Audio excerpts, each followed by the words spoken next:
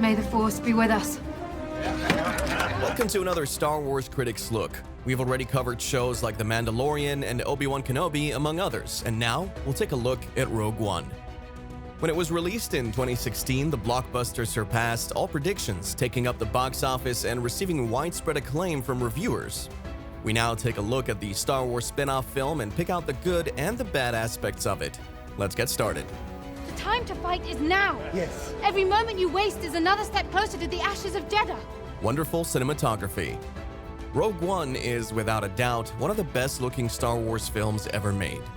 The combination of real and visual effects on screen demonstrates how the film is a masterclass and how the two can coexist so well. Rogue One also retains the feel of the original trilogy while modernizing it. Greg Fraser, the cinematographer for Rogue One, has also worked on other visual marvels such as Dune and The Batman. The film has numerous magnificent vistas, ranging from Yavin 4's nostalgic return to the breathtaking tropical planet of Scarif. Any of them would make an excellent wallpaper on your favorite device. The original Star Wars trilogy is remembered by fans for its famous dogfights.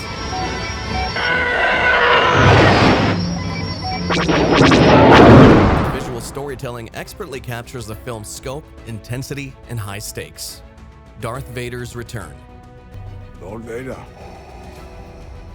Another positive of the show is the return of Darth Vader. His return at the film's end is one of the most talked about scenes.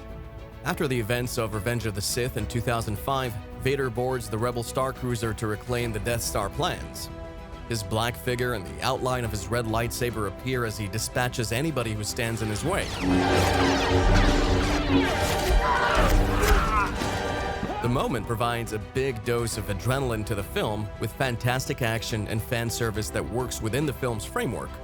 It substantially elevates the stakes and reminds you of the Rebels' heroic sacrifices. If the Death Star plans do not reach the Rebel Alliance, the war is already lost. Furthermore, the scene establishes an incredible segue from Rogue One to the original Star Wars film. The conclusion of Rogue One goes immediately into A New Hope, putting audiences right back where they started. Gray in black and white. In a galaxy where people and factions are dubbed light side or dark side, the Star Wars universe has typically been quite black and white. The Sith are evil and power-hungry, seeking to dominate the galaxy with an iron grip. In contrast, while George Lucas's Star Wars prequels show the Jedi Order's failings, the Jedi continue to seek to be keepers of peace and justice. Rogue One delves deeper into the murky waters. Cassian Andor murders a guy at the film's start to prevent important information from coming into Imperial's hands. Be all right. Andor is also secretly entrusted with assassinating Galen Erso to prevent the Death Star project from being finished. Andor is conflicted as a result, and while he doesn't kill Galen, he decides to keep this information from Jyn, who believes their objective is to find her father. Galen Erso is a crucial designer in developing the Death Star, a huge battle station that kills billions and destroys planets. The Rebel Alliance believes giving Andor the order to execute Galen is morally justified. Galen freely works for the Empire, unbeknownst to the Alliance, to implement a catastrophic defect in the Death Star design. This saves many lives and ultimately allows the Rebels to win the war. Unfortunately, Galen is killed by a Rebel bombing run.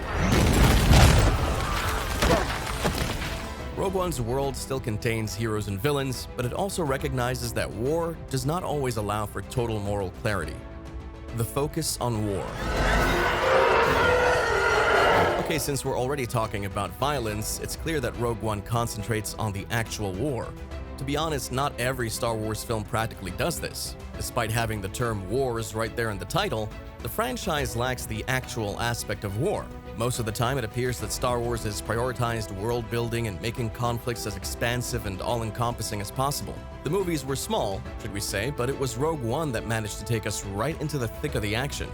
Everything looked authentic and shouted a conflict between two space-based superpowers, from off-planet cities to outer space and even terrestrial warfare. Other Star Wars films had dogfights and action scenes. Rogue One, on the other hand, dares to make it as visceral as possible. Well, what about the other side of the show? Let's see about that. Too much going on. We're shown several planets, locations, and periods in the first half hour of Rogue One, reminiscent of the fast-paced featured in Mission Impossible films. The film adds new people and plot lines as it progresses, demanding our attention. This contrasts with the start of Return of the Jedi, in which an extended scene in Jabba the Hutt's palace on Tatooine establishes the backdrop and main characters before moving on to the following acts. Similarly, The Empire Strikes Back devotes the first half hour to establishing the icy world of Hoth, allowing for iconic locations, fascinating character encounters, and dramatic action.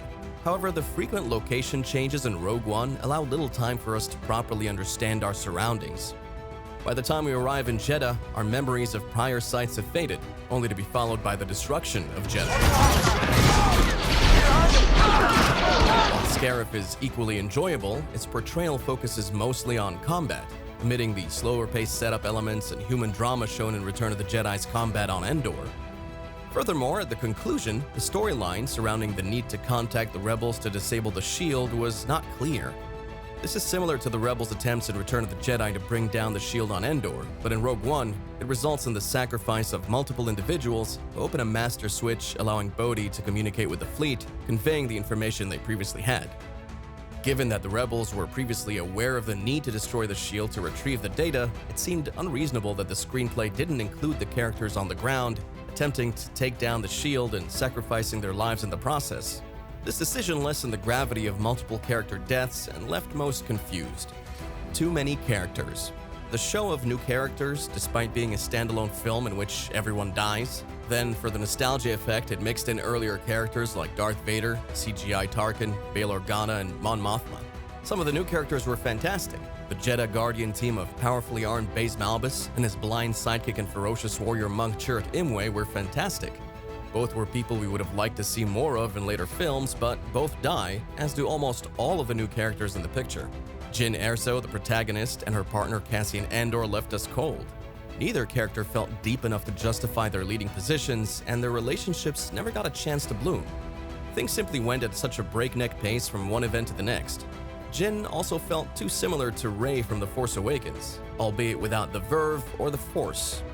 Cassian had some depth, such as his willingness to murder for the Alliance, but it was never fully explored, until of course his standalone show. All of the minor characters were more interesting. The droid K2SO was a welcome break from the lesser droids that couldn't fight, adding humor and action to the film. There are a lot of explosions, but two people blending in. Saw Gerrera was delightfully insane in his paranoid militancy, though we didn't see nearly enough of him, leaving us to wonder if this picture would have worked better as an Apocalypse Now ripoff rather than a straight-up war thriller.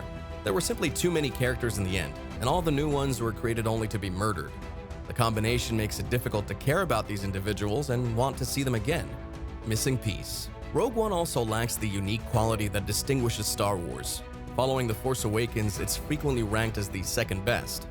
This is primarily because it may not convey what most people believe makes the series unique and important. The issue is that Star Wars always had centered around the fight between good and evil, which is plainly depicted. Even the most subtle and significant conflict, the battle for Anakin Skywalker's soul, revolved around determining what was good and what was evil. With the good guys opposed to the bad guys, there's always hope. Even in the prequels, where the Jedi Order is not wholly noble, and the Sith are not clearly evil, the spectator is supposed to realize that Anakin is being influenced away from his destiny to restore balance to the Force and towards something dark and power-hungry. Rogue One's lack of Jedi characters may contribute to it feeling less like a traditional Star Wars picture.